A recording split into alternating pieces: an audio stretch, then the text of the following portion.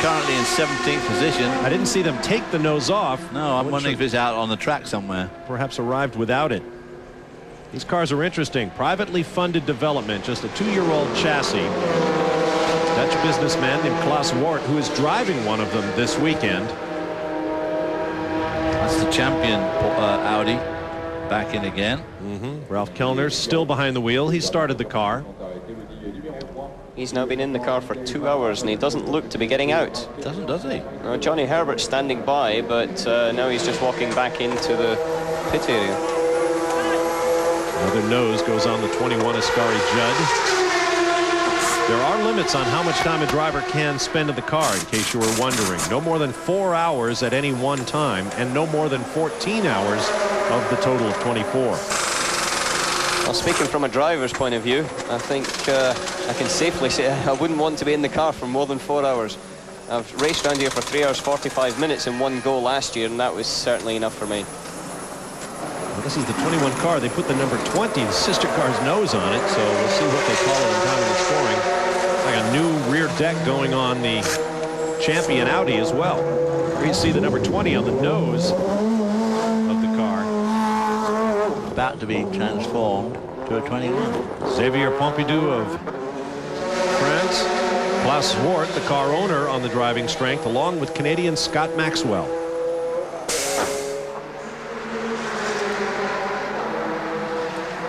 A true enthusiast effort out here doing battle with the big factories. Ian Dawson running this team. Ian ran me in the grid back in, oh God, 1979, 78, whatever it was. Long time ago, I know that. That car too has a spar running down the cockpit center. Meanwhile, Frank Biela continues on his way. The race lead just turned a 3:41. It's his fastest lap of the race so far. Man in hot pursuit, Laurent Aiello at the moment, who's running 15 seconds a lap faster than GTP leader Martin Brundle in the Bentley. We could see an Audi 1-2 in just a few minutes, and now the sky is growing very, very dark once again, and the wind is starting to change direction, so there could be raindrops coming up on 2 hours into this 24-hour marathon. And while Biela continues around, we want to introduce our special guest who has local ties as well as ties to the 24 hours. The son of a 3-time Le Mans winner, Phil Hill, who was also the 61 Formula One World Championship. His son Derek Hill drives for the locally based Dams team that's running the Cadillacs in this year's 24 hours of Le Mans. Derek, welcome. Thank you very much. It's great to be here. Now, you're driving Formula 3000 with the Dams team. I know it's been a rough start to the season, but you sound awfully optimistic about the second half. Well, certainly. I knew going into F3000 it's one of the most competitive championships in the world, with top drivers from many of the European championships moving on to that series. So it is a challenging year, but I know in the big scheme of things, it's exactly where I have to be to keep progressing over here in Europe. It's like the driver and his crew are consulting over the arranging of the mirror. They got it down. What do you think of Le Mans? Is this your first up-close experience with the race, Derek, or have you been here before? I was here when I was 15 with my father, and I think that was really the first time I decided I have to be a race car driver, because it was so exciting with the old pits and being able to walk up and down the pit lane during the race at 15 years old was just unbelievable. I can imagine it was. And of course, back then you'd have been able to get in the pit lane, unlike today, where you can't get in the pit lane today unless you give them a thumbprint practically. Those old pits were something. About half the height of the current arrangement. The fans used to pack the top of them, dangle their feet over the pit lane. Horribly dangerous by current standards, but an incredibly romantic place. What do you think about sports cars and the possibilities there, Derek? You've been an open wheel guy basically your entire career to this point. Yeah, pretty much, although I've done now Daytona 3 times in the 24 hours. We won our class there in '97, so I did have a bit of experience, and I always loved driving the sports cars and would love to get back into them someday. For sure to do Le Mans next year if the possibility comes up. Where's your next 3000 race? Is this coming weekend? Yes, at the Nürburgring next weekend, yeah. Have you been able to do some testing between the last race and the upcoming weekend? Yeah, we were just at Hockenheim for 2 days after Monaco. It's good to get on the circuits that will actually be racing it. That was a new one to me. How did it go? Yeah, it went okay. We've had a bit of struggle with the setup in the beginning, but luckily, my teammate, who is actually out there in the garage, Sebastien Bourdais, I've been learning so much from him. It's his second year in the championship, and it's good to have a teammate with the experience, and he's quick to learn from. Stay right with us, Derek, as we watch the driver change. Carl Wendlinger getting into the number 16 Chrysler prototype, replacing longtime teammate Olivier Beretta. But we want to get you up to speed on another development in the race. Our owner of the production company that's producing our coverage here at Le Mans in association with Speed Vision directed the event last year and is currently driving in it. His name is Terry Lingner from Indianapolis, Indiana. Andrew Marriott is standing by with him. Yeah, and Terry's just climbed out of the car. Your first ever competitive laps here other than qualifying, of course. Terry, what was it like?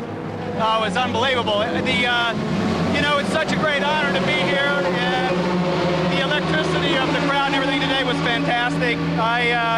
But it's definitely an eye-opener. I've got to stop you because you went off course, and I think we've got it on tape right now. Yeah, basically I found out that going into Indianapolis with 2 prototypes with a dry setup still on the car is not real nice. I thought I carried as much speed to make sure the first one got by, and then I went over and there was no grip to let the Johansson car go by, and boy, it just kind of drifted up there. But thankfully, thank you, I was right up against the wall so I could grip and drive right out, and we didn't even touch the side of the car. So that's my one, no more. Terry, you're going to make history. You're going to get in the truck and direct our coverage a bit later. Yeah, I think we're going to try and whip those guys into shape anytime soon here. Actually, how's it going? Is it going good? It's going great. Thanks very much, Terry Lingner. Well, how appropriate that a boy from Indianapolis should go off at Indianapolis Corner. Yeah, absolutely. I'm sure this is a dream come true for Terry. His wife Louise and his boys are here as well, watching Daddy live his dream. We'll take another break and return with Derek Hill and more live coverage as we enter our 3rd hour at Le Mans. I can update the deck thing. Back live at Le Mans, Bob Varsha, Alan McNish, David Hobbs, Calvin Fish, and Andrew Marriott with you. We'll be joined later on. In fact, we'll be replaced later on by another crew of announcers as we take you through the night and into Sunday here at Le Mans. Here's a look at your class leaders. Frank Biela remains behind the wheel of the defending Le Mans champion #1 Audi. Tom Christensen looking for his 3rd overall victory in this race, and Emanuele Pirro to follow. There's the number 8 Bentley, currently in the hands of Eric Van de Poel. The Bentley's running 3rd and 4th. Currently 37 seconds and 1:30 respectively down to the race leader. That 8 car has actually struggled back up to the field at one stage. It was down in about 8th spot, so they've done very well to come up to their sister car. They're about a minute and a half behind it at the moment. Apologize for the problems with our world feed. Pictures coming from French television. Occasionally have been getting a little bit of dropout on this very difficult day in terms of weather at Le Mans. Once again, it is getting very, very dark. Boy, it is getting, I mean, over the city of Le Mans, which is just to our left, it is absolutely pouring down. I mean, you can't even see the city anymore. So if that comes over here, you can expect a flurry of activity, and we'll expect every single pit stop to be detailedly graphicked by our 2 heroes down there. Now that's Biela in the yellow helmet to the right of your screen, coming up behind Ralph Kellner's, who came back in and changed the rear deck on that Audi. As Alan McNish explained earlier, when you change the rear deck, you also change the rear wing. There may have been a setting change there. Well, it was one of my thoughts that basically when Ralph came in, he changed onto a different rear bodywork purely to change the rear wing angle. Maybe they've got a different gurney flap on that second rear wing. Calvin Fish can tell us more. Well, you're absolutely right, Alan. They went to the high downforce setup with all the problems with the wet track and so forth, and they've now gone back to the low downforce setup on the car, and having done that, it's now starting to sprinkle rain here in pit lane. So it's a gamble out there right now. It's a guessing game for everyone, and we're just waiting for the #1 lead Audi. He should be in here shortly. Frank Biela has just gone by, putting Ralph Kellner's a lap down as they head into the Mulsanne corner off of that new pavement where they lowered the bump. Yes, that's quite different in there. It used to be very, very bumpy coming into that Mulsanne corner. The car would jump around a heck of a lot on the front and the rear, because basically you're coming off normal roads where the trucks have been running up and down every day, and they were rutted badly in that section. Ooh, big lock up there from replay. This is Brundle still in the Bentley. Now Callenders has gone to the low downforce setup, but whatever he's done is nothing like as quick down the straight as the number 1 car of Frank Wheeler. So yeah, there could be varying different downforce levels between the two cars, and I certainly know from Jost's point of view, they like to try and be as stable as possible on the mechanical side, but try and be as quick as possible on the wing aerodynamic side of the car. That's that run up from Arnage to the Porsche curves. This is where we saw all that action earlier on. The Viper was in the grass on the left. And that's where Andy Pilgrim had trouble there. It was very, very wet over there. As you can see, it's completely dried out onto the Porsche curves, where you still see a bit of moisture lurking there on the ground. Not much, but it's still there.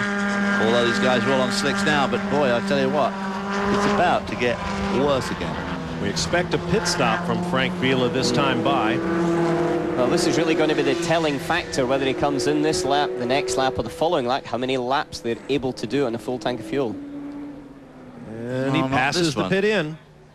Because he also may be playing a guessing game with the weather, too. If they have indications that the raindrops are going to fall for real, he can come in and maximize the setup and the tire selection for the conditions should it rain. So another lap of this 8-mile course for Frank Wheeler. Chased by his teammate Laurent Aiello, Martin Brundle, Eric Van de Poel, and Ralph Kellner. Your top 5. We'll be back with more from Le Mans in a moment.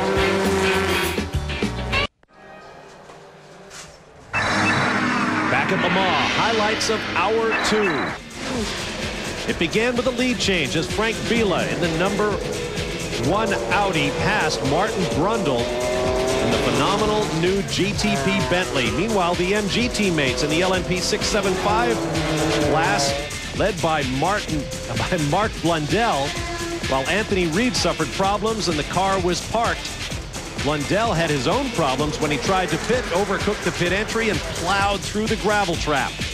The Panos team just down the pit lane suffered not 1, but 2 left front tire departures. Jamie Davis and Jan Magnussen both suffering problems. Both cars went to the garage for repairs. All in all, a pretty dramatic hour 2 here at Le Mans. Another break coming up. There you see the clock ticking away just above the start-finish line. We'll be back with more live coverage here on Speed Vision as the 24 hours of Le Mans rolls on. Welcome back live to Le Mans. While we were in commercial, Frank Wheeler pitted the race-leading number 1 Audi for fuel only. No driver change, no change of tires. And he had gone 13 laps of this 8-mile circuit on that previous tank of fuel.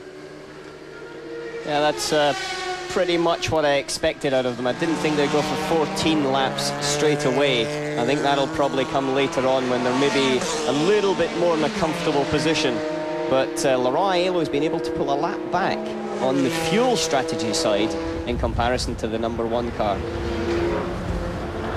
We'll see the Bentley number 7 in the hands of Martin Brundle, still shown in 2nd place, chasing one of the Cadillacs, being fielded by the Dams team, DAMS, Driot Arnaud Motorsports. Jean-Paul Driot and former Formula 1 star René Arnaud founded the company. Derek Hill, who drives the Dams Formula 3000 car, is still with us. Derek, I know it's a tremendous undertaking for a young American driver to try to make his way in the European open-wheel ranks. How did the idea come about in your family? Well, I always wanted to race over in Europe, but the momentum was just with me in my early career when I was in America, and I stuck with the Barber Dodge Pro Series and was able to have success there. And eventually the opportunity came up to test a Formula 3000 car, and I worked hard and found a chance to come on over. Is it a big difference between the cars from the States, like Barber Dodge and the Formula 3000? Oh, I'd say a big difference. It was quite a step to go, but I did have some series in between. I didn't go straight to F3000. I ended up doing some Toyota Atlantic and then the Palmer Audi series before stepping into the F3000 car. Saw the Callaway, excuse me fellas, the Callaway in the hands of car owner Bob Mazzucola from Staten Island, New York, currently shown 27th. and running in 5th place in the GT category, lit up the tires in the biggest possible way there, heading for the Dunlop Bridge. And now we're seeing raindrops. Is that rain I see some of these cameras? Yeah, rain on the camera, and the track looked damp down there to me. Derek, was your dad, Phil Hill, supportive of the idea when you told him you wanted to go race in Europe? Absolutely. I think he saw that there was an opportunity for me as well, and he came over to some of the tests that I did early on, and I think he was all for it. How do you find racing for a French-based team and a French-speaking team? Well, I think I'm going to have to talk to you later on about how to get the most out of it. You know, So I raced for Dams back in 1990-91, and as a Brit sort of coming across the 30 miles of water, I found that the whole mentality is very, very different. Never mind the fact that the language and the potential problems of a language barrier, especially in such circumstances like qualifying and things like that. You know, I think if you're a native to the area and a native speaker, then it just does make it that much more easy. yeah, we'll try crossing the Atlantic. But I got to say, I'm lucky to have an engineer who is British, so there's no language barrier there. And they all speak fairly good English when they want to, but they can quickly go to French at the drop of a hat. Let's go quickly down to the pit lane. The Panos is coming back out, and Andrew Marriott is there. Yes, it's been here for about 5 minutes. It was a double check. We've had those 2 wheels come off. It's a disc bell brake problem. They're worried about the nuts that hold on the disc bell brake. Alan will probably explain more what that is. But it really was a double check. Frank Lagos is still in the car, as he has been. Obviously, there's a big chink in this Panos armoury, but that car is going out. And I think they're fairly happy with what they found, actually. So it's not a problem that's going to put them out of the race, guys. That'll come as a great relief to the entire Panos team, I'm sure. They come to this race with such high hopes. This race was the reason that Don Panos built the team and the associated companies. Of course, stalls. I think that's just out of pure frustration of being in the pits for so long. The disc bell mounting problem is not something I'd be that comfortable with from a driver's point of view. It's effectively, it's a little bolt to hold on the disc bell to the disc. Without them, you are not stopping, and perhaps the wheel will come adrift. Well, it does then start to... It means that you can't lock the wheel correctly onto the whole thing, and the nut can't get tight enough. And so that's probably a reason why they were coming loose. It seems like, as we said earlier, just too much of a coincidence for both those wheels to come off like that. And now let's get caught up with the Corvettes in GTS. Here's Calvin. Well, the 63 car currently leads, but Johnny O'Connell pitted a few laps ago. Doug Feehan is with me. Doug, what's the situation with the car right now? I believe you had a misfire problem. Calvin, we developed a misfire for about half a lap. It mysteriously cleared up. As soon as it did, we lost telemetry. So we've got a couple things going on there. We're not quite sure what it is. On the next stop, we'll pull a data card, see if we can determine what the source of the miss was. And we'll also replace a telemetry antenna and see if, in fact, those two things were related or whether it was just coincidental. But the car's running fine, so we should be okay. It's a long way to go, Doug, but the car that's been giving you the most trouble over the last couple of races has been the Celine, and they've been in the paddock for quite a while doing repairs. How does that make you feel about the durability of your car and the position for the 24 hours? Well, certainly we're only at the 2-hour mark, so I have to tell you, with 22 hours left, you know, it could be us sitting in the garage in another 2. So we've got a long way to go before that really has any effect on the outcome, I think. Okay, mate. Best of luck the rest of the way. Thank you, Calvin. An amazing thing to come over here all the way to France and see Corvettes lined up outside the gates. They are over here. There are Corvette clubs who are proud to turn out for their brand. And there goes one of the Corvettes past the pit in. Meanwhile, number 2 Audi, Laurent Aiello, continues on his way in 3rd place overall.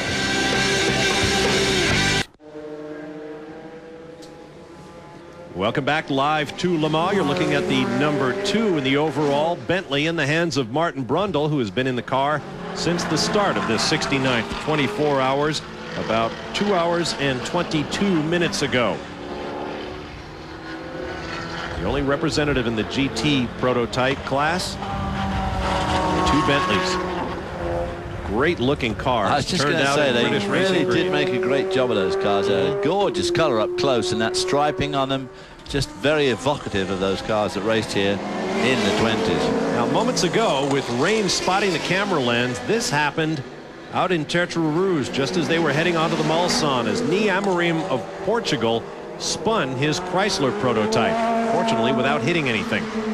Yeah, I think that was just a case being on the out lap on cold tyres and just a bit too much right foot. Let's get down to the pit lane and Calvin Fish as the clouds continue to bunch up overhead.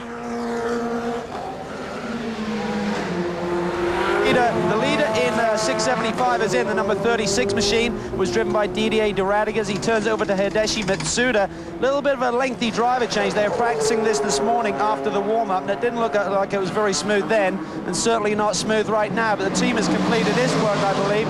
They're changing the head pad there behind the driver's helmet with the driver's different stature. Hideshi looks like he's a little closer to the pedals, and that means he doesn't really have a good pad behind his head. So they changed that as well as the seat insert to make sure at these long distances that the guys are running there as comfortable as possible.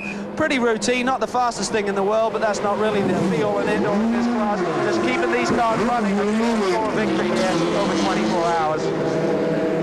It's the race-leading car in the LMP 675 class as we go to the race leader, Frank Biela, passing one of the GT Porsches.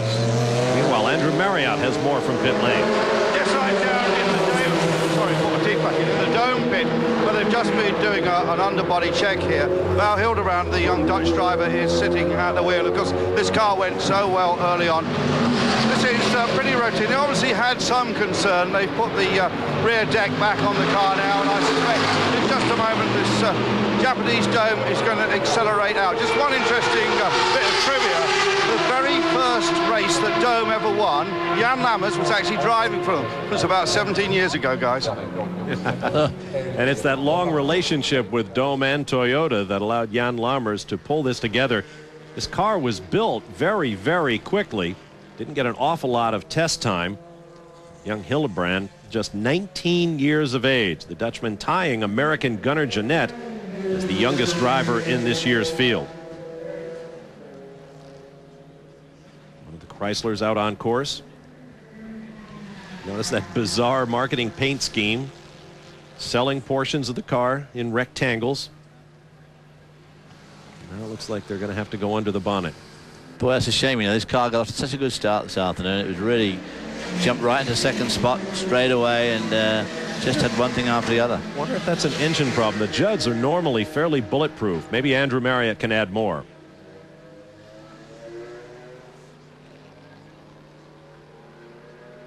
Yeah, I think they've got a problem here with the engine. They just added a little bit more oil, I think it was, and the deck goes back on. So they took the deck off, they put it back on, now they put it off, and now it's back on again now. So a bit of a pantomime down here in this pit, but it's lost them a couple of minutes. You know, the time that you lose in the pits at Le Mans, that's the absolutely vital time. Alan McNish will tell you about that. But last year, the Audi that won only spent just over 20 minutes in the pits. That is an absolute. That was pretty astounding, wasn't it? 20 minutes in 24 hours. I mean, good Lord. It's critical. It was the difference between, from my point of view, the winning and losing was the actual gearbox change when we came in for that, and so therefore the least time you spend in the pits, more time you spend on the circuit, and you go faster on the circuit. Yep. This is chassis number 2 of the Dome line of LMP 900 cars. And they'll run it in the FIA Sports Car Championship this year as well. Built by Japanese engineers in just 10 days. Everything worked the first time they turned the switch, but as David mentioned, they are not having a good 24 hours thus far. But there's a long way to go. We'll be back in just a moment.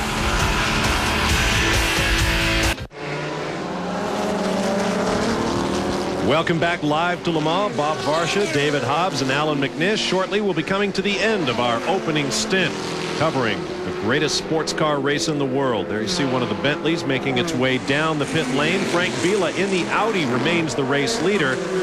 Joining us after the next few minutes will be a new announced team. Rick Benjamin and Steve Matchett of Formula One fame, both rookies here at Le Mans. They'll be joined by Derek Daly, who, of course, is a veteran of Le Mans, both as a driver and a commentator. I know you guys have been watching. What do you think of what you've seen thus far? Bob, it's got to be the spectacle that's the most amazing part of this. I've been to Indianapolis, Daytona, Watkins Glen, other great racetracks. This is one of a kind. Derek Daly, would you say the weather has been the biggest change, the biggest story we've seen so far?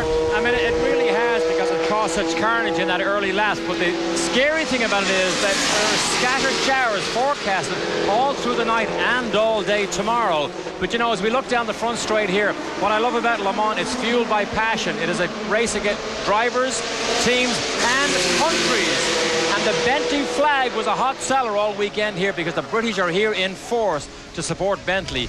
I hope they can be reliable. Bentley and MG, and we'll talk more about that in the next 3 hours. Steve Matchett, my fellow first-timer. From a technology standpoint, what's impressed you? From a technology standpoint, I'd say it's the way that the teams are working. They've been very, very professional, what I've seen so far. Certainly Bentley, MG, Audi. But things are almost set up exactly like you would expect a Formula One car to be set up. You know, there's a very, very fine detail on the cars, precision welding on all the materials.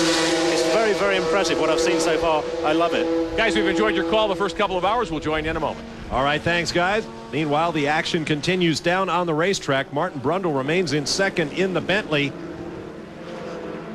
As our cameraman continues to struggle with that hot wind shot. Now, this is the leading car in the GTS category, down to Andrew Marriott. Well, I was just going to talk to Johnny Molan, a rival TV station from Europe has just jumped in. I'm going to try and bird dog on what they're saying. I came into Tetra Rouge on one lap and they had the slippery flags out. I just slowed right down and it was so slippery. I'm glad I slowed down, otherwise I would have gone off if I'd even gone through at half racing speed. It gets so greasy out there, especially when you're on slicks and it starts raining. But I was just trying to keep a consistent pace. I could have probably gone 2 or 3 seconds faster, but I don't see any point at the moment. The Corvette was in front of me, just overtook me when I just came out after my pit stop, and then I basically just kept him in within striking distance, and he came into the pits. I got no problem. It's still a long, long way to go yet. You're leading GTS, Johnny. Oh, I think yeah, okay. I mean, that's what they said, so we're happy with that, but I don't know. We're only 2 or 3 hours into the race, so. You're very unhappy with the car in qualifying. Is it working much better? Yeah, I mean, we changed to put another engine in, and it's transformed the handling of the car. I'm sort of looking after the brakes. I'm braking at 200 markers everywhere. I'm not pushing at all. It's quite easy to drive at the moment, apart from when it starts raining, unfortunately. What's it like not racing a Porsche? You raced a Porsche, the only car you raced for 5 years. No, it's very different to be in a car with some downforce like this, and obviously it's good for me to get used to having downforce, especially somewhere like Le Mans. It's strange, especially seeing people like Alwyn Springer and Herbert Amphora here, and sort of normally I have to go up to them and sort of doff my hat to them, so I still do it now just in case, because I'll be back with them in Sears Point in the American Le Mans Series. Just say a quick word to Alan Mendish. He's been cheering you on. Yeah, it's good to have Alan here, actually. He gave me some tips if it really, really rains later on. Hopefully I'll be able to put them into good effect. Thanks, Johnny. Yeah, Mr. Molan there, he's my next-door neighbour, so I think I'll be getting some grief through the week if I didn't give him the correct tips. Hopefully he'll put them to good use. So far, looks very, very good for that car. Johnny Molan, as pointed out by Andrew Marriott, has been a Porsche driver for a long time. He arrived at the 12 Hours of Sebring hoping to team with Bob Wallach in that sports car classic. Of course, that never happened. Wallach tragically killed in a road accident before the event took place.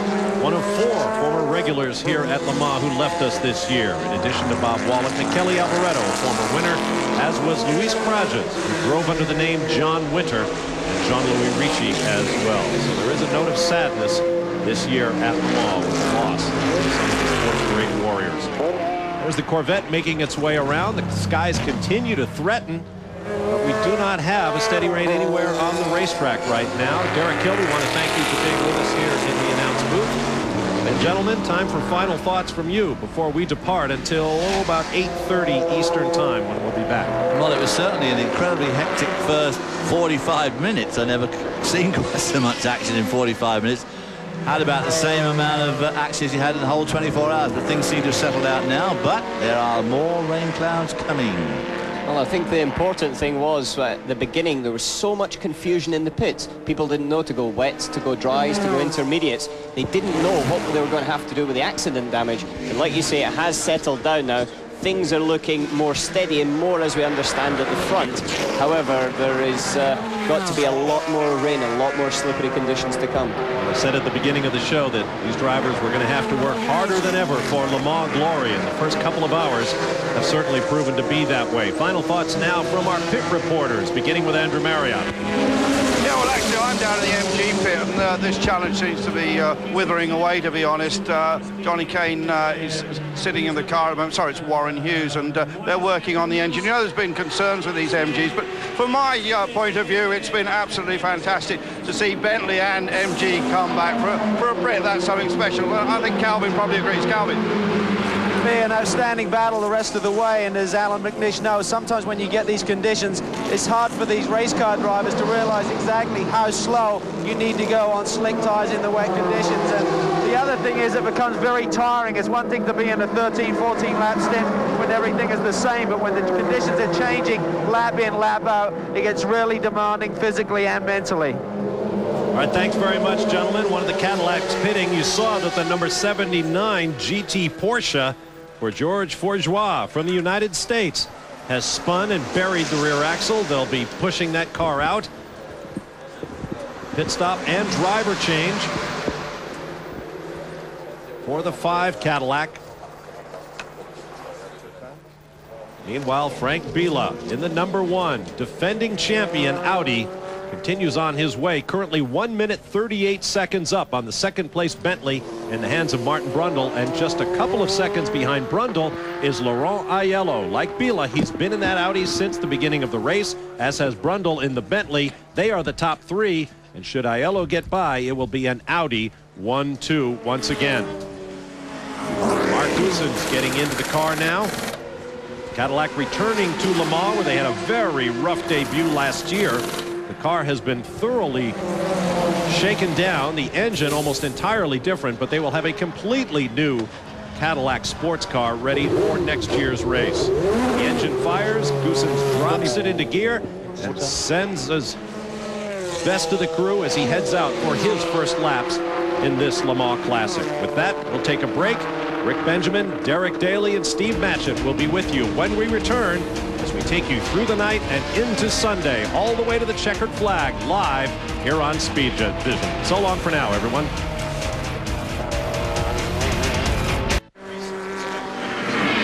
And welcome back to the Circuit de la Sarthe, the 24 hours of Le Mans here on Speed Vision. Coverage all through the day and night, of course, right here to the checkered flag. I'm Rick Benjamin, joined inside by Derek Daly and Steve Matchett. Glad to have you along. Guy Hobbs and Dave Burns will be on pit road as we watch the field move away down into turn 1. Our cast of characters does number about 15, so I had to make sure we had the correct starting lineup for the next 3 hours. Gentlemen, good to have you alongside. As we watch developments here in the last several moments, the Audis have now moved into the top 2 positions, and the Bentley, with Martin Brundle still on board, the prototype, the closed car, has dropped back to 3rd spot. And we are still in the dry here, but believe it or not, we have indications that it is actually raining down at Indianapolis as we speak. So these constant intermittent rain showers that we expect to have most of the way through the night and tomorrow, unfortunately, because of the weather forecast, we may be about to get a second dump pretty soon. We have watched the clouds move around here for much of the afternoon. You can see it's very dark in certain parts of the course. As we take a look at car number 2, the second of the Audis, Laurent Aiello is driving. While we were away a moment ago, he just moved into 2nd spot. Let's see how this was done. Brundle to the inside. Here comes Aiello. And it's a simple down the inside, and Brundle has been around these things long enough. When somebody goes down and takes the apex away from you, you let him go. You don't fight in a long 24-hour race like this.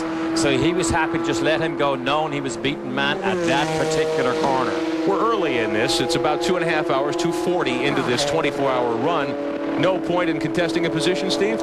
I think that's exactly right, and Brundle is probably one of the most experienced drivers around now, certainly. I mean, I worked with him in '92. We had a year together when we were both at Benetton, and he's got very good racecraft. He's got very good knowledge of when to overtake, when to concede, and when to conserve tyres, etc., etc. And exactly like you say, Rick, this is a long, long race. And if you look out the booth now, starting to downpour again. We actually sat over in the TV lounge earlier on and we're wondering whether or not when the shift change was coming up with the booth announcers. And we said 6:31 we expected to downpour, and it is absolutely pouring. We were planning on bringing the rain with us, bringing the umbrellas and so forth. We've got one car in trouble. It's the number 4 Audi, the Stefan Johansson team machine. They have had problems off and on today. They've shown 16th right now with Johansson still in. And look at the rain here on the front straightaway, Derek Daly. And that is going to send everybody in a scurry down that pit lane, because we saw what happened earlier.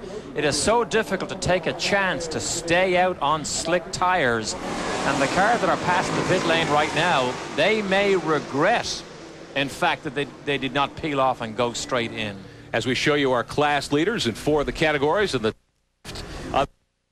one Audi is leading in the prototype 900 kilogram class, and the number 33 MG leads the lights class, the 675s. Ron Fellows, Scott Pruitt, Johnny O'Connell, and one of the 2 Corvettes leading in GTS, and Gunnar Jeanette's Porsche leading in GT as we watch the field funnel down the pit road for those tire changes. And look how fast the downpour comes here. I mean, it is like a tap that just gets turned on. I mean, a sudden torrential downpour from sunshine not 2 minutes ago. Let's cover some of the action on pit road. The Johnny O'Connell Corvette, the 63, is on pit road. Here's Guy Hobbs. The first one of all the cars in since this downpour, and everyone on pit lane is laid out. Came in very cautiously and very slowly, of course, transferring from the tarmac onto that slick concrete. They're adding fuel right now, waiting to go to the tire change, and these aren't intermediates they're going to be putting on. These are full wets. Now the fuel is in work, but the Corvette is the first one of all the cars in. And just coming right now is the number 2 Audi, and the other Corvettes are laid out, as are the Cadillacs. Unfortunately for the one Cadillac, the 6 just stopped with Max Angelelli in it. They came in, added fuel, and went back out. As we take a look at the number 2 Audi, Laurent Aiello bringing that machine onto pit road for tires, and they'll go with the driver change for the first time here this afternoon. Now remember, we told you earlier that it started at Indianapolis. That is about half a lap away, so we know at least half of the track is completely awash like we see here. So I would expect almost everybody to come in, considering the carnage that we saw earlier with the chances of staying on slicks. And the second Corvette, the 64 car, has come down pit road. Back to Guy Hobbs. And unfortunately for the 64 car, they weren't able to pull directly into their pit because the 63 is still in there. Had to pull into a pit that's no longer being used, and then the crew wheeled him back, so that's going to cost them a couple of seconds. The 63 in the meantime being held in pit lane while the 16 Oreca Chrysler comes in. Now the fuel is in on the 64, and they go to work again, and again it's not just intermediates, it's full slicks on the 64. As the 16 car also gets its work taken care of. Again, no driver change in either case here, but definite confusion. As you know, the pit here at Le Mans is generally confusing, even in the dry and in the daylight, but now serious confusion as all the teams come in. The Bentley car, the number 7 that's been running up front much of the afternoon, has been on pit road as well. Dave Burns, did they have a problem? Well, and as we stand here, I just got the pack for our radio frequency broadcast down here from Andrew Marriott, and it was completely dry. We came down to the Bentley area, and they were waiting on Martin Brundle to bring it in. He did so, and before he did it, of course, the downpour started, Rick, that you've been describing. We ran under cover. The wind was blowing one way. We were completely dry. The wind turned around and shifted and blew the rain back at us. It's completely a downpour down here and a whole mess for the crew. When he came in, it was a downpour. The crew had, of course, gone for full rains at that point. He got out, and Guy Smith got in, and it was a fairly routine pit stop, if you can call routine in this kind of weather anything like routine. Now, Dave Burns, we're hearing reports there might be some thunder out on the race course. Did you hear that on pit road? Yeah, thunder definitely, but I didn't necessarily hear that. What I saw was a little bit frightening, and that was lightning, and it's going across the sky down here, so it's a real thunderstorm down here right now. The crews are, you know, ducked back under into their garage area there as soon as they got done, but it's a real mess right now. Tough conditions certainly have prevailed as we watch the number 1 Audi. This is the lead car. Frank Biella has been in this machine for all 38 laps in the early going here. Biella will come down pit road. The other Bentley, the 8th car, will come. Eric Vanderpoel's driving that machine right now. He will come onto pit road as the entire field. The safety car is out. We have a full course caution now as we are in hour number 3 of the 24 hours of Le Mans. We'll be back with plenty more here on Speed Vision.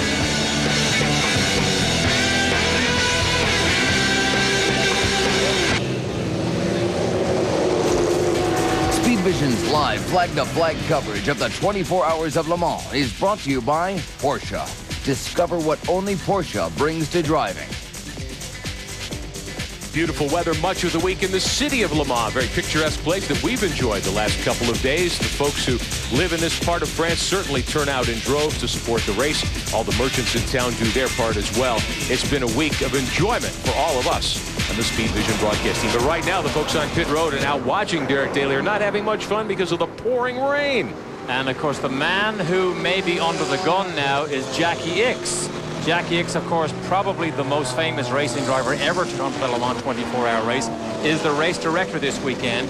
In similar conditions at the Grand Prix of Monaco several years ago, he actually waved the red flag and called the race, and most people think maybe a tiny bit too early. So I wonder how long will he watch these torrential conditions before maybe he's forced to stop these boys and take a breather. Jackie Ickx, a six-time winner of the 24 Hours of Le Mans. His daughter Vanina is in competition here this weekend as we take a look at one of the Chrysler machines on pit road for a tire change. I want to bring in on our broadcast John Middlebrook, Vice President of General Motors. John, good to have you with us. Your company certainly has a huge presence here this weekend. Yeah, it's great to be here. We're really enjoying it and watching the Cadillacs and the Corvettes run.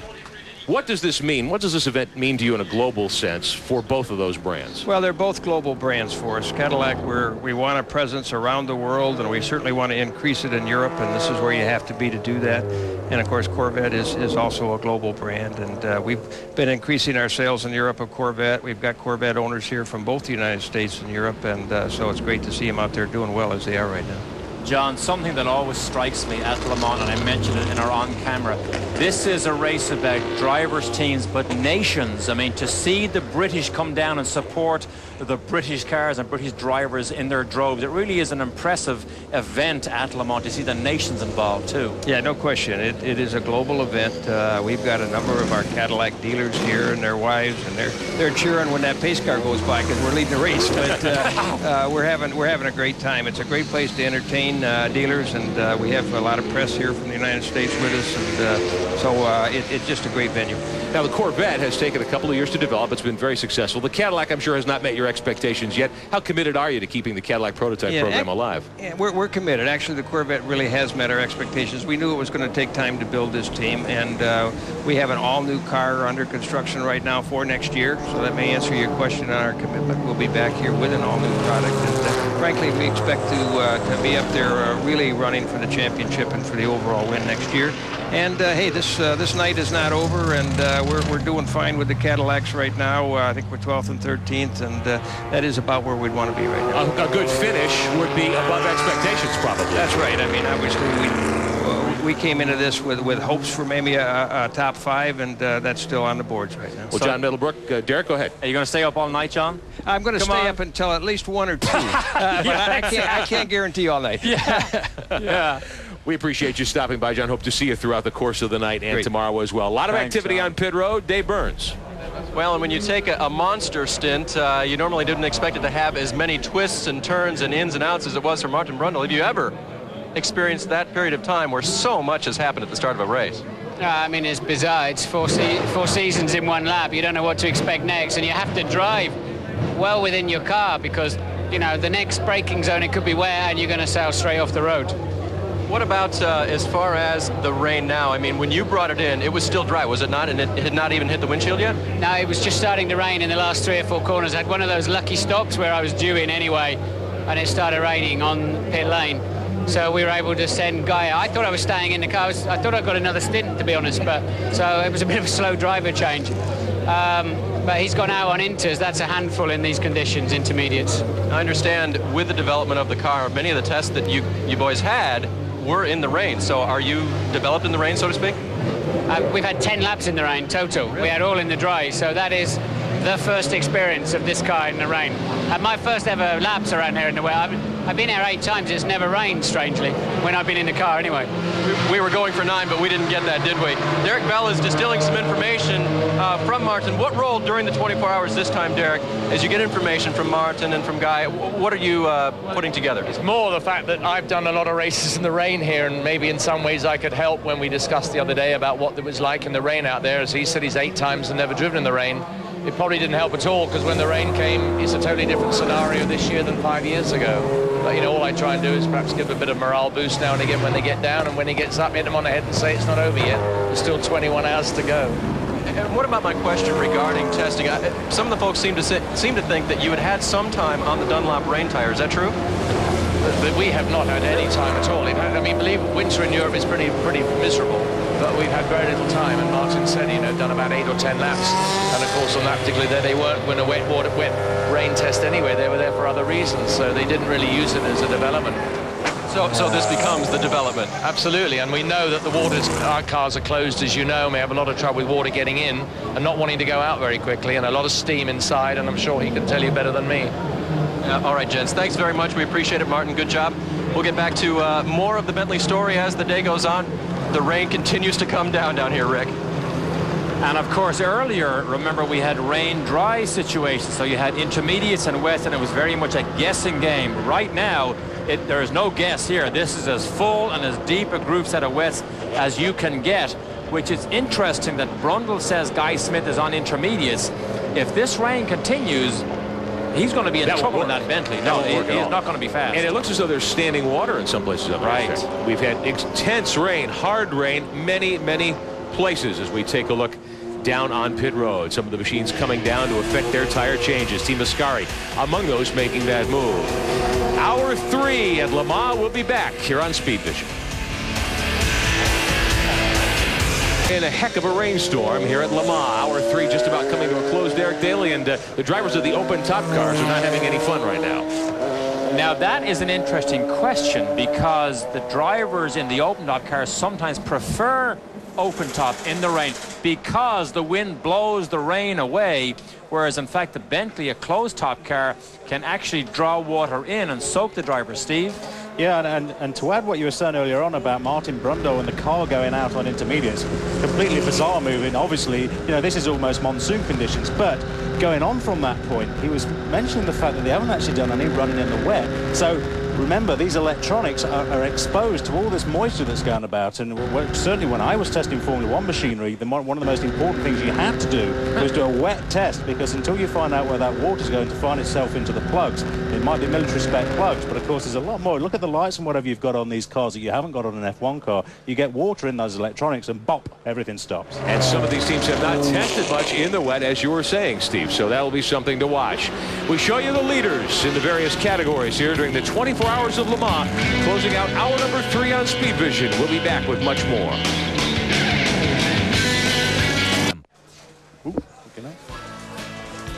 Welcome back to the 24 hours of Le Mans, exclusively here on Speed Vision from the Circuit de la Sarthe. I'm Rick Benjamin. Eric Daly is alongside. Steve Matchett joins us as well.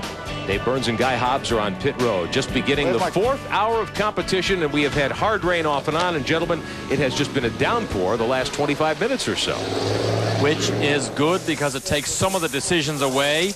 Everybody needs to go on wet weather tires, except you see how long the shadows are? The sun has just peeped from behind the grandstands. The good news is the rain has not lasted long when it has rained. One of the big stories in the early going, the MG team leading the prototype 675 category. Guy Hobbs is in their garage area. Yeah, the yellow flag came out. Kevin McGarity brought the number 33 MG into the pit. I just said to Hugh Chamberlain, I said, what's the problem? He said, no problem. So what it is it's a precaution. The 34, remember, they had exhaust problems, and they're still in the pit area, in the garage area right now. They figured because it was yellow, they'd bring this car in, look it over, and make any necessary adjustments so they don't have an exhaust problem. So they're just going to put the rear deck lid back on here and send Kevin McGarity back out. And as you pointed out, the sun is now shining and the rain has completely stopped. However, I don't think it's going to last for very long, because behind that sunshine and a few miles further away, I see big dark clouds. Meantime, further down the pit lane, Dave Burns has some more.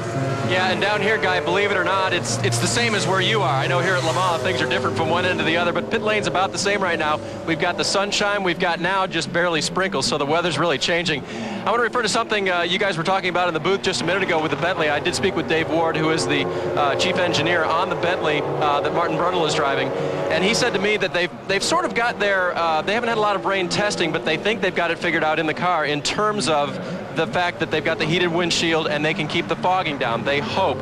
The one thing, you mentioned the windshield wiper. They, of course, do not use it at speed. The shape of the Bentley windshield allows them not to have to use it at speed, but when he's running around slowly behind the safety car, he will be using the wiper. So that's the update on the rain and the Bentley. Will be something we'll be watching. Now tomorrow, after we conclude our coverage, the movie Le Mans returns to Speed Vision. 30 years ago that film was made. 10:30 Eastern Time tomorrow on our Lost Drive-In series. Now, a couple of days ago, Andrew Marriott went stalking pit lane looking for one gentleman who was heavily involved in the filming of that movie. Our own Derek Bell played a key role. Andrew talked to Derek about Le Mans.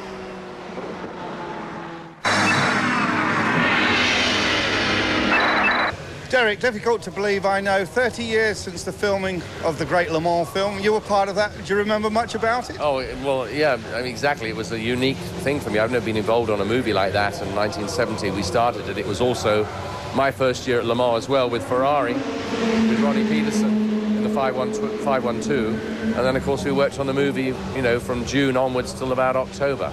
And I got to know Steve McQueen very well, and we ended up sharing a house together with our families. And I mean, it was a fabulous experience, I have to say, at the same time racing Formula 2 and sports car, but still coming back here in the week to earn money. The thing about Steve, he was very quick as a race car driver. He desperately wanted to do the race. I mean, Steve would have done the race, and I think he would have been capable. I mean, Joseph and I, quite one particular case, we got him locked in between us. I was in the 512 and Joe was in the 917. We had Steve between us in the 917 coming into White House, and I must admit, we were very naive in those days. And we came charging in there with Steve, you know, absolutely on the limit. And he got out. His face was very white. It was as white as his face mask, but, you know, he stayed with us. His eyes were still blue? Yeah, his eyes were blue, but the rest was very pale.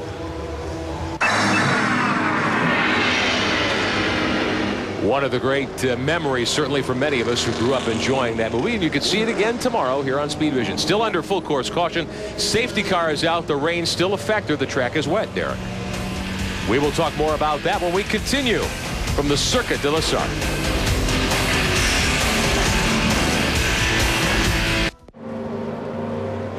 We are back at Le Mans, France. The 24 hours of Le Mans here on Speed Vision. I'm Rick Benjamin. Derek Daly is alongside. And we've got a cast and crew of thousands. Martin Bahrain joining us in the booth right now as we take a look at the Panos coming on pit road. The 19 car also down as one of the Panos stops for tires. This is a look at just how wet the conditions were moments ago. This is the number 10 Dome machine, which is 10th overall. And Derek, how could you manage to drive it? Well, it's the open top car. You see, it's clear there, then it's bad, then it gets clear again. They keep trying to move out to clear air to blow it away. So, I mean, a lot of drivers would prefer to be in this open top car in these conditions, despite the fact that he's soaked. Teams taking their time, of course, on pit road as we prepare to put this one back under green in just a moment. But the Panos being pushed away from its pit stall, trying to get it refired. One of the GT Porsches coming out. Now it looks like they're going to back it into its garage stall. They have just had such a litany of problems with this car. And Steve, when you technically move into new ground like this car has, I mean, it really has become an uphill battle for this Panos team. The car's really not working very well here at all, has it? And compared to what they had before, it doesn't seem to be working there as well. But the thing, the left front upright problem, when they've lost both wheels now, is that a coincidence? And the thing that bothers me is, of course, that the left front uprights, as all the other uprights on, have got a mechanism that should stop the wheel nut backing off and stop the wheel coming off. And if that's failed twice, that's an area for concern in its own right. Of course, the left front gets a lot of loading at a course like this, where most of the turns are right-handed.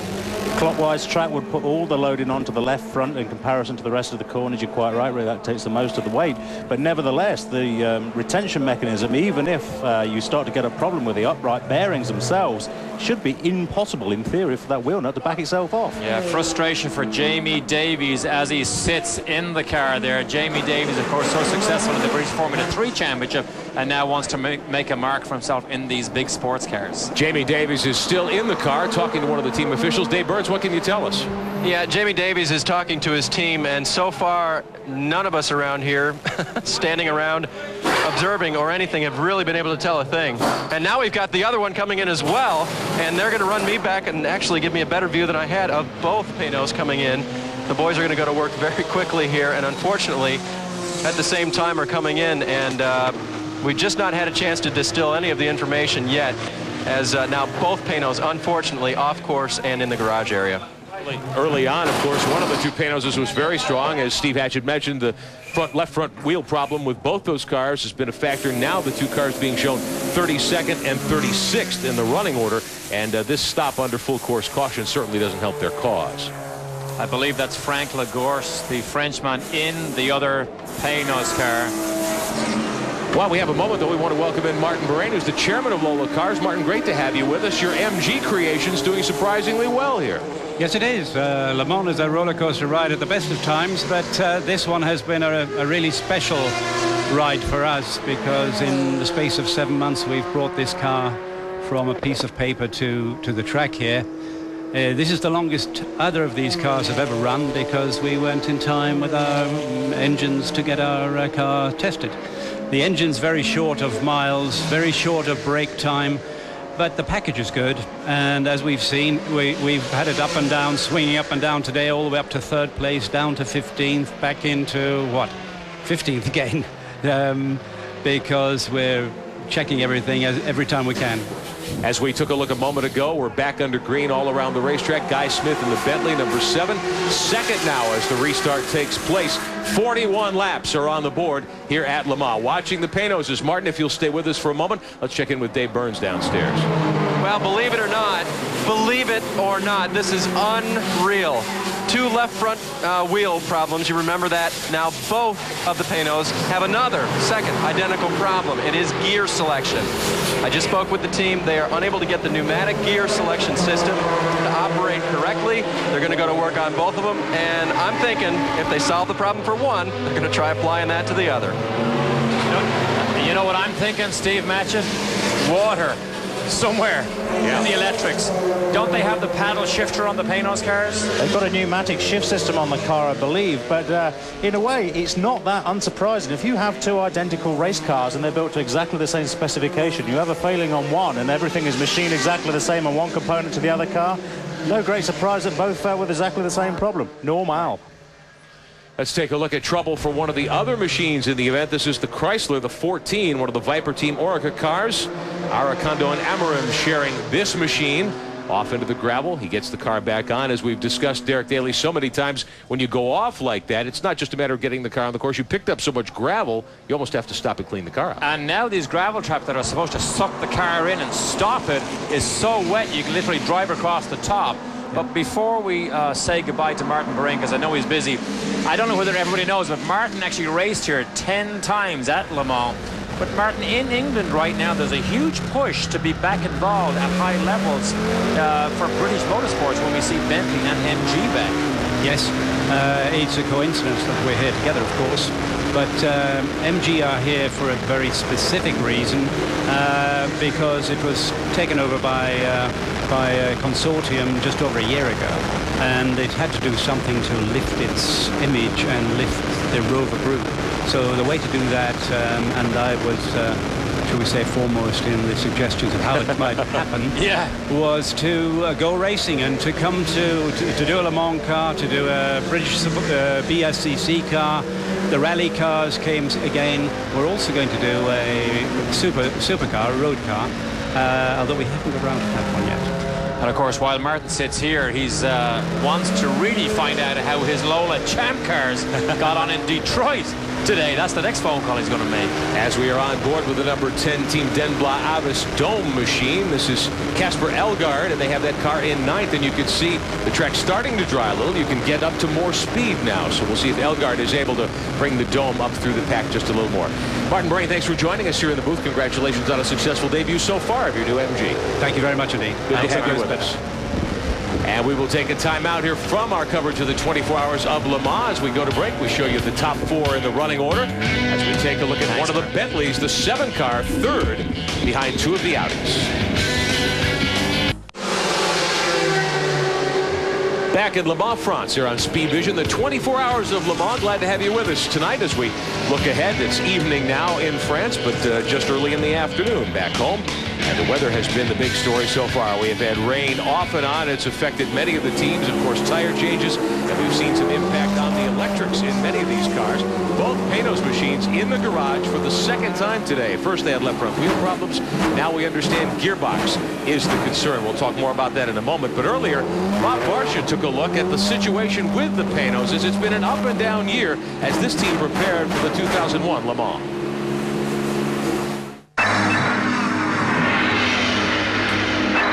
At the finish of last year's 24 Hours of Le Mans, Panos cars captured positions 5, 6, 7, and 8 in the LMP 900 class, giving the team plenty of cause for optimism for the future. That future, in the form of the LMP 07 model, was unveiled in Adelaide, Australia just 6 months later at the American Le Mans Series season finale.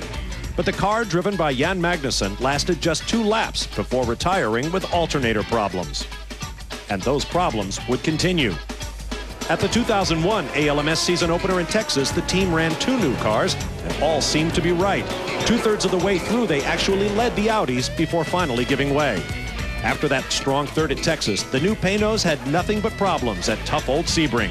Here, David Brabham was given a fuel shower on his first pit stop, causing him to make a hurried escape from the car. Neither Panos was able to last the distance due to numerous chassis and engine problems that have persisted through the events right up to this weekend at Le Mans, the race every team wants to win most.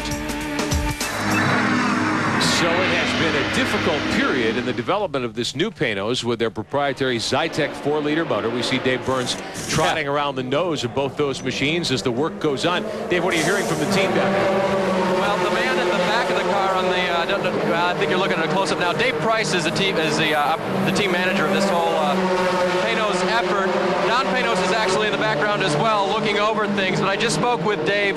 He said, you know, definitely both of these particular Panos Roadsters have the paddle shifter, and it's a pneumatic system. And of course, the way that you fire up the pneumatic system is electric. And he suspects that yes, indeed, it is something related in terms of what messed with their system there. So Stefan Chistel is standing on the car right now. He is the car chief. He is putting the pad back in for, I believe it will be Frank Lagorce as well, getting back in. Frank didn't seem to think his stint would be over. Meanwhile, down the Cadillac pit, let's go to Guy Hobbs. Well, the Cadillac pit where Max Angelelli brought the car in and brought it under power but no right front wheel. The crew took a look at it, put a new right front on, and they started to think about sending him out, and they've changed their mind, and now that new right front's come off, and they're going to have to change an upright on the right front of this Cadillac. Another tough break for the Dams team and the Cadillac that have come back here with a brand new car, brand new alterations to it, but now they've got some work to do to that one. And as I speak, more rain starts to fall, as we said it would at 6:30. It's going to rain from 6:30 to 10:30. Back to you guys. Oh, that's lovely. That perfectly jibes with our time on the air here this evening as we take a look at what happened to Max Angelelli a moment ago. There's the right front coming off, bouncing across pit road. And this car looks only similar to what you saw here last year. It's heavily modified. Chassis pretty much the same as it was. Heavy gearbox changes, suspension changes, aerodynamic changes. But as they say many times earlier in the show, an all-new car being prepared for next year. Now, Steve, we saw the Panoses with the left front problems. This is a right front. They've had to change it now a couple of times. What do you think could be wrong here? Fingers. Could be. I don't believe it can be finger trouble, Derek, because the system that's built into the car, the mechanism is that even if you put the wheel nut on finger tight only and forgot to put the air wrench on, the 2 little levers that spring out from the upright should stop the nut coming off, even if it's not hammer gun tight. I don't understand. They must be having some problem with the mechanism itself. There's something that we need to look into that, because the whole system, every team in the pit lane, the top car certainly used the exact same sort of system. So what you're talking about is the safety clip it's a little that they safety put on clip after the nut goes on. You look in a Formula One pit stop, the guys reach in and with a second motion and click a safety system on. But on these sports cars, it's an automatic system. It's a spring-loaded system that allows a wheel nut to go on when the mechanic puts the wheel on, and then 2 little spring-loaded plungers come out to stop the wheel nut backing off. That's the system they use. So it's a one-operation system. Should be fail-proof.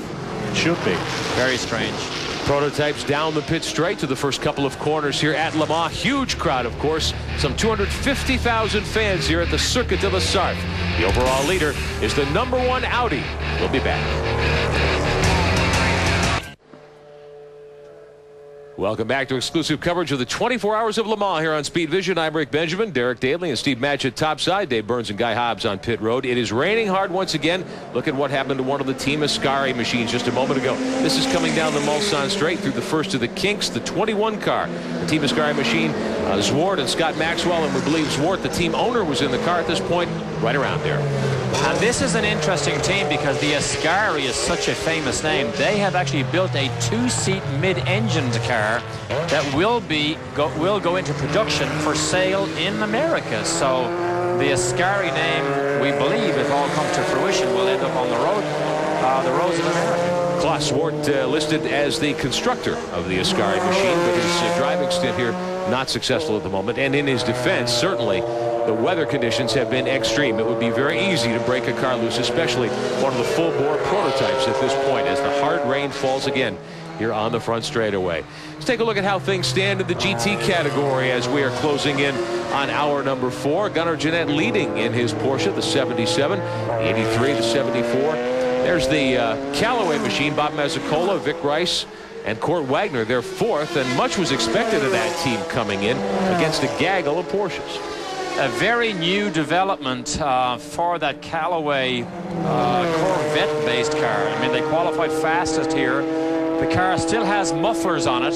Sounds like a road car, and they believe it's still got at least 2 seconds of speed left in that car. But they did a very good job, however, they're chasing as we speak. We saw Babini running second.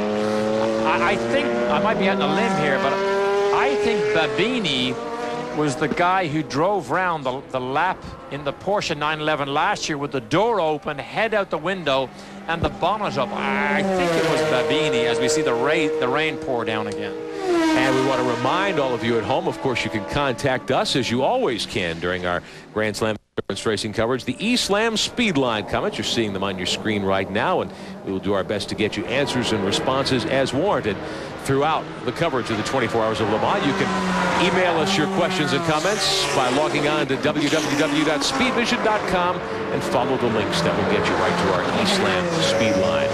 And we take a look at one of the GT Porsches working his way around the road course. Let's find out more about the troubles for Team Ascari. The yellow flag's waving again in that part of the racetrack. Here's Dave Burns.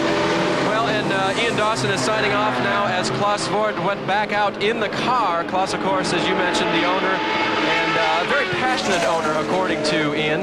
And but what they were having a problem with was temperature. The temperature has dropped here with the rain, and they tell me that they needed to get some heat in the motor. So they put a couple of about 2x8 pieces of aluminum on the front grille to block the passageway for the air to build more heat in the motor. And with racer's tape not being any kind of a good sticking device on a very wet Ascari on the front end, they went ahead and put the tie wraps on to hold it on. In fact, now they've got another nose that they're getting ready to put on the car, perhaps with a little bit better situation as far as that heating situation goes. So that's a story in the Ascari pit. We understand that the safety car is once again back on track. Full course caution once again. Second time, gentlemen, just in the short time we've been here. It's raining unbelievably hard here on the front straightaway. You get a glimpse of just how hard the rain is falling around the 8 miles of the circuit here on which the 24 Hours of Le Mans is run. It is just pouring, and these teams are going to have to make a decision, Derek Daly, I would think, again on tires. I think the rain god just made the decision for them. They are going to have to make sure they are on full wets again. I mean, in a torrential downpour like this, you cannot take the risk on them being on anything, Steve, other than full wet boots. No, this is absolutely, you know, this is monsoon conditions. The idea of putting these cars on intermediate tires is crazy. What the teams have got to be aware of, the drivers particularly, Derek, and you'll be able to comment on this, is the change in the tarmac from the pit lane to where the pit markings are, because it goes from tarmac to concrete. And I've seen a number of cars in the past, you know, when you get the friction level changes, obviously with the rain, it becomes very, very slippy on that. Could easily put a car or a mechanic out when they come in and hit their marks and they start to slip. Or if you drive over a painted line in these conditions. Absolutely. We've seen that many times. Derek, it seems like every time you and I have been together this year, it's been pouring down rain. Or if you drive over a Cadillac pace car. With the vision of this dome right now, that is unbelievable on the run down to link up behind this pace car. Of course, the Cadillac, is it the STS it is. I that's here pacing it, as it was last year. So Cadillac again have a big presence. This is the number 10 dome that we're on board with Casper Elgaard. He is 8th overall in the prototype category, currently showing in 6th position. So a hard rain is falling at the Circuit de la Sarthe. We'll be back with more here on Speed Vision.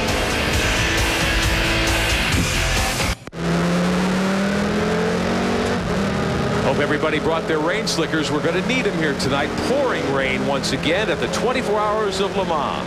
I'm Rick Benjamin, Steve Matchett, Derek Daly alongside Guy Hobbs and Dave Burns have the unenviable task of surfing down on pit road right now.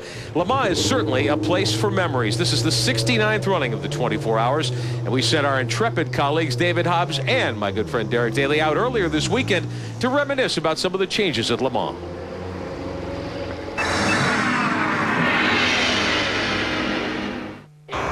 Since 1923, this circuit has gone through 13 different iterations of design. Now, the paddock is also very different. Nowadays, it's full of million-dollar transporters. But in the good old days, not too long ago, some teams didn't even use the paddock to prepare the cars. As in the case of David Hobbs, you came here with Roger Penske, the best team of its day with the Ferrari, and didn't even use the paddock for the car. No, that's right. In 1971, we had the 512M, which was absolutely the pick of the crop here. And we actually prepared it in the local Shell station. As you can see over the door there, it says Réparation toute marque, which means repair all types of car. Well, 30 years ago, they had the best Ferrari in the world right there in that garage being got ready for the race. And of course, every day the chief mechanic would drive it to the track and then back again after practice at night. So it was different to what it is now. And speaking of driving to the track, it is very, very different than those old days. We're on the run down now from Arnage to the Porsche curves, and today and back in 1968 in the GT40s, right about here, the cars are doing close to 200. Right now they're doing about 200, 205 at this point. In the GT40 we were doing about 198 to 203 down here. But instead of turning right into the Porsche curves, you can see all the rubber on the road here where people are braking and touching the floor. In the old days, you went straight on here. And as you can see, the road dramatically narrows. That guardrail on the left was not there. That grass bank and those trees were there. And as we went round this little corner, we were just about close to 200 in the GT40s, coming down to the most famous corner at Le Mans, Maison Blanche, or White House. And on the run down, you can see the bridge parapet just sticking out those blue and white chevrons. There's a little hump over this bridge. And right over here, the GT40 would get real light. Of course, by now you'd be far on the left-hand side of the road here, setting up for the right-hander into Maison Blanche, which is that house, as you can see, right in front of you on the left. And an incredibly quick right, left, and then a right-hand exit. And one of the corners that's always been here is the kink, the famous kink. It's at the end of the long Mulsanne straight. Now, I was here with the Silk Cut Jaguar team in 88 and 89. We were doing 248 miles an hour down to this kink, and I couldn't take it flat. Jochen Massey then drove for Mercedes, said, here's what you do. Count the marker boards, 3, 2, 1, then lean, so you'll be through. Sure enough, went flat. But as impressive as you think 248 miles an hour is during the day, have a look here. At night time, we reach terminal velocity after the kink in the Jag at night at 250 miles an hour. Well, we're at the opposite end of the speed spectrum as the dome has stopped evidently on course. It is getting a shove back into a safe area. Derek Daly, I am impressed. 250 miles an hour down Mulsanne. At night on the way to that famous yump that's now been changed, and you would just move your left foot over and touch the brake pedal. Make sure it was there, warm the discs up, and then stand the thing on its nose when you go down to second gear down at the hairpin. But I mean, it was such a memorable time down that long, long straight. And then we came back the next 2 years with a Nissan Group C car, and I just hated the dreaded chicanes. They were just terrible. They still are. Glory days, though, for sports car racing in that era. Well, as we ride on board, I guess you could call it riding, as the car sits on one of the straight stretches of the racetrack, and the safety car is out, of course. Full course caution. Meantime, a lot of work on pit road. Teams wheeling cars in and out of the garage areas to make changes during this driving rainstorm. Second one we've had just in the past hour here at Le Mans. One of the Cadillacs, the 5 car, is down and away. The overall leaders continue to be the 2 Audis. 46 laps complete at Le Mans. Welcome back at the 24 Hours of Le Mans here on Speed Vision. I'm Rick Benjamin. Derek Daly is alongside. Steve Matchett topside as well. Dave Burns and Guy Hobbs on pit road. We show you our Porsche race reset. Working hour number 4 of the 24 Hours. The overall leader, the number 1 Audi. Tom Christensen driving right now. Frank Biela has been in that car. Emmanuel Pirot as well. And the major story, lately at least, has been the hard rain. It has eased slightly, but gentlemen, we've got heavy cloud cover all over this race course right now. And we're under full course caution for the second time. One of the other significant developments, I think, is just how good the Bentley has been in the first 3.5 hours. It really has been good, and we believe that Guy Smith is still out on the intermediate tires. Now, something that is so they also have to contend with, it stops and starts so rapidly. It went from dry to torrential, and suddenly it got to good intermediate weather again before the next rainfall. Look at here, I mean, this is good intermediate weather. We saw the dome stop earlier on. In fact, they did get it going fairly quickly. But the actual changing of conditions, even when it's wet, is quite remarkable. As we watch the field behind the safety car coming down Mulsanne, the Bentleys are 3rd right now and 6th, and they're the only 2 competitors in the prototype GTP category. So they're running 1-2 there, but 3rd and 6th overall, which is an excellent showing in the early going. We watched the ongoing troubles for one of the Ascaris with the Judd motor. Talking to Steve Matchett earlier about the Judd engine, there was some talk about the Judd had never run a long event like this. It's noted to be a pretty durable motor when it runs in Grand Am road racing competition in the States. It's a Formula One motor, but you only run 2 or 3 hours generally in those circumstances. Absolutely, you do, and this is a completely different form of racing. You know, Formula One racing, for all intents and purposes, is 3 sprints or 2 sprints depending on fuel stops. It's a completely different strategy, so they're going to have to change the characteristics of that engine and drop the horsepower capabilities of that thing down to give it more reliability. But those engines were never originally designed to run for 24 hours, that's for sure. 24 hours as far as Formula One is concerned is a season's worth of racing. As we take a look at the 10, the dome car coming in on pit road, they'll fuel that machine. That was Ben Collins that we just saw still in the Ascari, so he's going to stay in that car. I don't think this thing wasn't out of fuel, was it? You don't think, Steve, that was why he stopped out there on the racetrack and switched to a reserve fuel pump? I mean, I don't know, but he got it going fairly quickly. It sounded as though it was running, though, when they were backing him up. I thought I could hear the engine unlit at that time. And I suspected they might have had a gearbox problem. When you have that much rain, and you think, you know what, it was more than fuel, they're going to back him in to the garage, as Steve Burns accurately called it. As you see one of the crew members reaching over the steering wheel, Casper Elgaard is there. We've got some email that we've received, of course, from speedvision.com, and thought I'd get your impressions of this, Derek Daly, with your 4 starts here. Folks want to know about drivers and their particular ability to adapt here driving at night. Is there such a thing as a good nighttime driver? Well, the regulations say they will not allow you to even start the race if you do not complete a minimum of 3 laps at night. Now, believe me, 3 laps at 250 miles an hour is precious practice to jump into here. But believe it or not, the lights are so good on these cars that you have lights that go forward, then you also have lights that go out right and left to help you see the curbs. In the old days, there were no street lights of note around the corner, so it was incredibly dark. Nowadays, they actually put large spotlights on gantries at the critical corners so as you can actually see fairly well. I mean, I say fairly well. At all times, there is things that pop up that you don't know are there. If something drops off a car, you can't see it till it's too late. But you can see just about enough. And then nighttime is all about confidence in the car and the rhythm that you get of hitting the same mark, the same time, the same curve, the same apex. And what the teams like to do is they like to send a driver from the daylight into the night. So you get that transition time. So you can get the transition time, if possible. That would be their desire. Letting your eyes adjust and that sort of thing. Yeah. David Hobbs at breakfast this morning, you were there with us talking too about how when it's sunny here, there is a huge transition late in the day. Now, for folks who've never been to France, I was amazed this week to discover it's daylight here at 10 o'clock at night. And it's daylight again at 6 o'clock in the morning. About 5 o'clock in the morning. Is it? Yeah. Well, that's one of the benefits of living in France that I adore. But of course, come the winter time, it's completely the opposite. Freezing cold at about 3 hours of daylight. Watching many of these teams navigate under caution, full course caution, as hard rain continues to fall here at Le Mans. Car number 1, the Audi, still out in front. Tom Christensen is driving. There's the number 10 Dome into the garage as they take a look behind the driver, perhaps with some electrical woes that need to be solved on that machine. We'll let you know when we return here at Le Mans.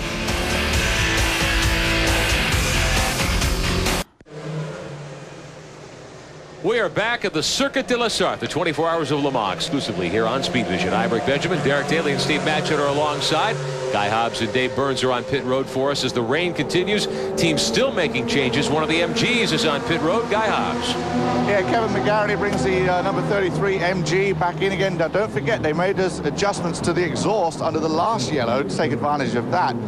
This time, not making any adjustments, just adding fuel right now. They're not going to change tires, obviously, because conditions still require those wets. But I'm just not quite sure why they didn't add this fuel when they went out last time. So they must have some other kind of problem, although he's already refired it, wiped off the visor. Looks like they are making some kind of adjustment. I'll try and check out exactly what it is. Oh, now we're starting to see steam. That's not a good sign. And getting a word from the team. Now Kevin McGarity looking around, looking somewhat confused, actually, at this point. Nobody's fired it up. And as Steve mentioned, the transfer from the concrete to the tarmac is slick. And being very careful to get out there without too much wheel spin. Back up to you guys.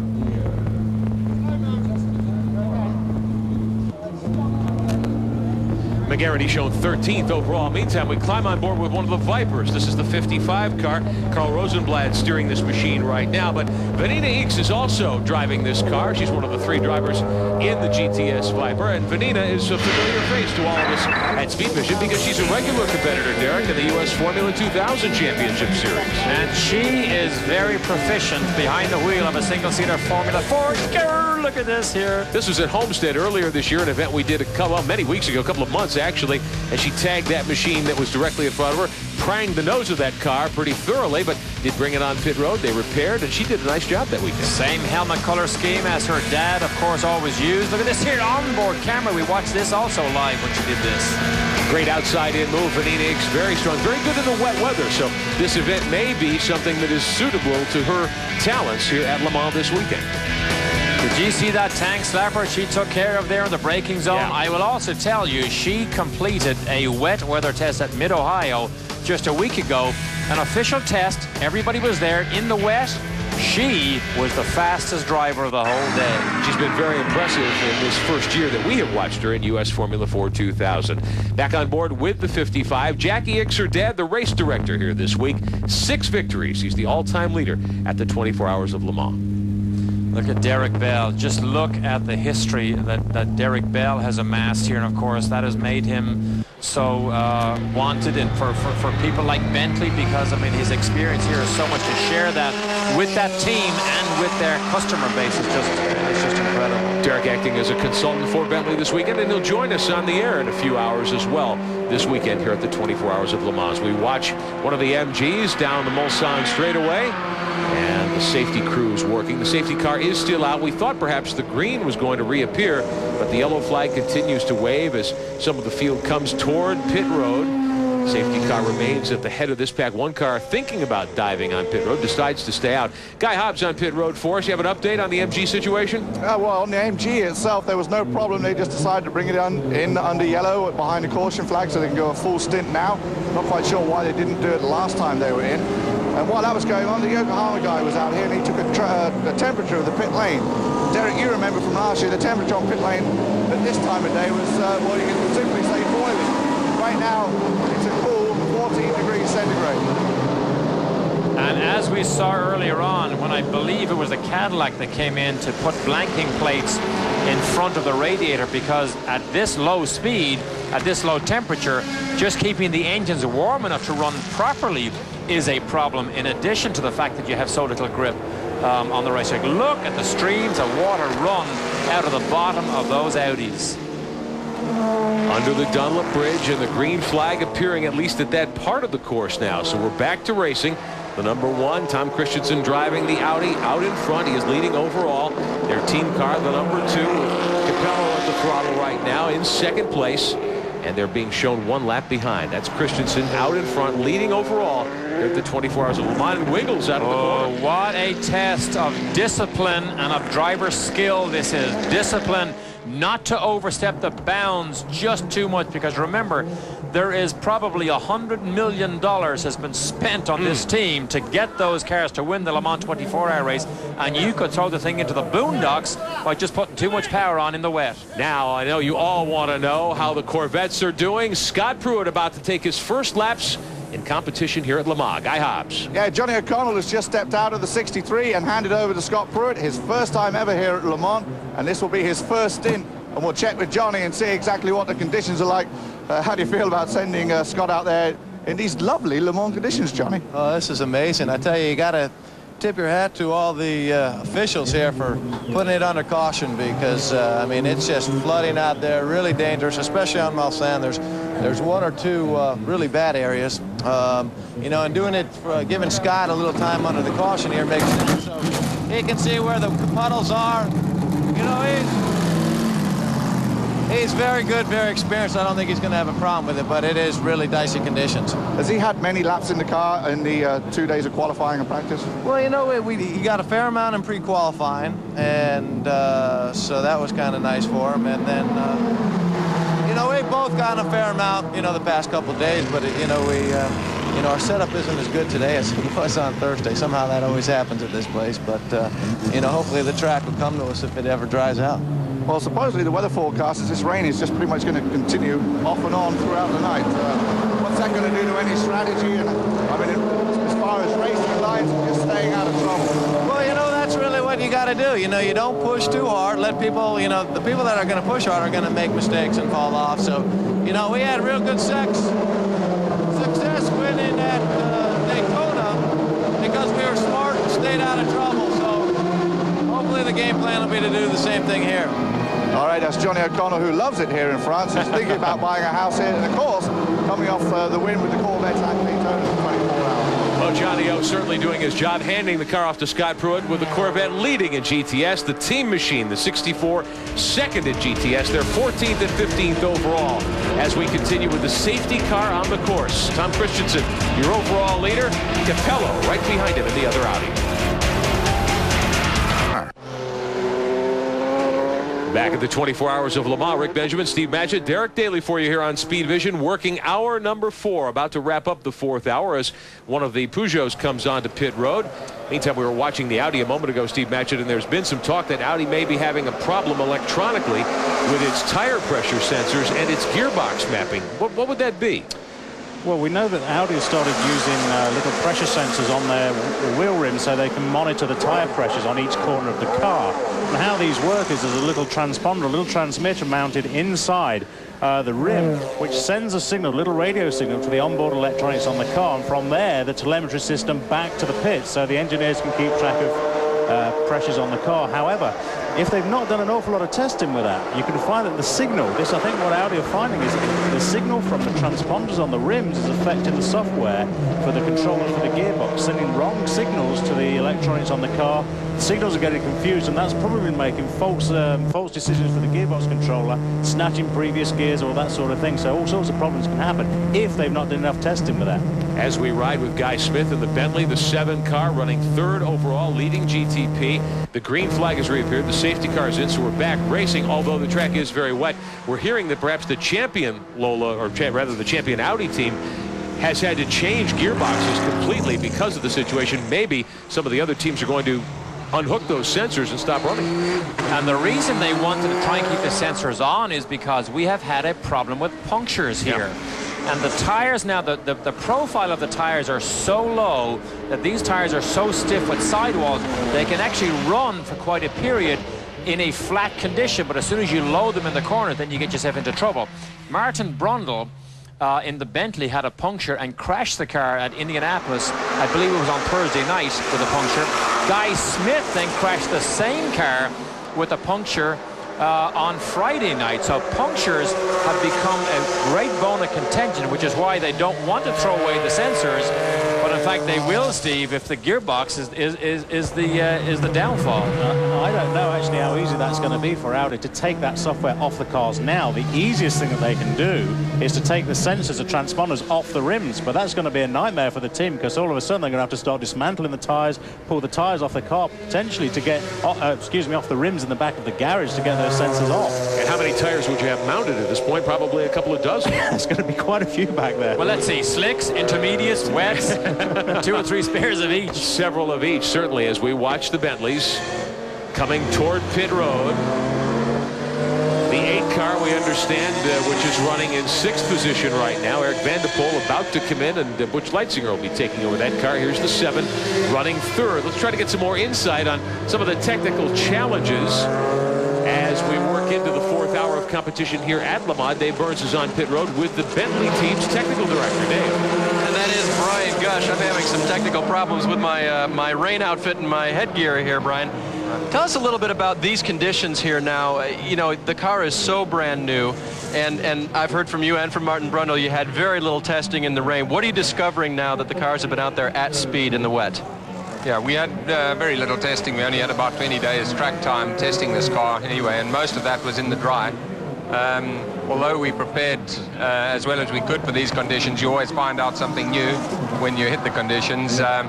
We've got the heated screens to ensure that the screens demist. Visibility is paramount in these conditions. You've got so much spray, you don't need any mist inside the cockpit. So that's one of the critical areas.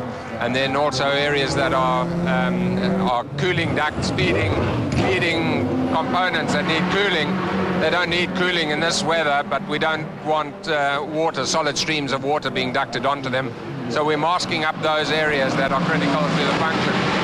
And that give us an example, Brian, of what components you cool. And well, for instance, if we had a cooling duct pointing directly at an alternator, we wouldn't want a solid stream of water going at the alternator, so that would typically be masked up now if it was getting a lot of water in. These are really extreme conditions. The cars are plowing through a lot of standing water, and under normal wet conditions it wouldn't be a problem, but we're getting solid sheets of water hitting the car, and could cause some problems. All right, very good, Brian. Thank you very much. Brian has been with the project since its inception. And by the way, for those of you in the States who don't know what the screens are, that's the windshield, and the drivers cannot reach it to wipe it off in any way. So if the heated screens are not working, in fact, the number 8 is in now, and it's going to get very busy down here. The guys have just gone down and brought him in. In fact, one of the crew members grabbed some tape off of the wall to go ahead and cover up those cooling systems that Brian just spoke of. Butch Leitzinger is now putting his helmet on, so this was perhaps just a lap or so early. And right now, Eric Van der Poel is in the car. He will be stepping out, and Butch will be getting in. I did talk to Butch, and I said, when the race has started the way it has here, Butch, are you any less excited to get into the car and enter the race? And he said, no, in no way. It's not less excited, but his first couple of laps are very careful, very challenging, because he's looking for all the puddles that Eric has been in there going through, understanding where they are on this 8+ mile course. And for Butch, that's the kind of information that he cannot get in this short of a time when he steps into the car. So for Butch, it'll be a little bit of a challenge as he gets into it, but no less exciting for sure. And now they're going to go ahead and get ready to make that driver change. Or will they? And it doesn't look like Butch will at this point. And so we keep Eric Van der Poel in the car. Butch was at the ready. And Rick, for now, we'll go back to you. Butch Leitzinger, of course, one of the regulars on Rob Dyson's prototype team in Grand American Sports Car Competition with his trademark black helmet and the white stripes. He will not climb in, at least for the moment. Closing in on the 4-hour mark in Le Mans, the number 1 Audi still leading. Back in Le Mans, Rick Benjamin with Derek Daly, Steve Matchett with you. Second stint of the day for our Speed Vision broadcast crew. Dave Burns and Guy Hobbs are on pit road. As you can see, the wet conditions prevail. It started to rain very strongly once again here on the front straightaway, the pit straightaway. I want to update you on how the American teams are doing in this event. Butch Leitzinger was to have gotten into the Bentley, the 8th car. That car is 7th overall, but Eric Van der Poel has stayed in for now. Kelly Collins at GTS currently wheeling one of the 2 Corvettes in the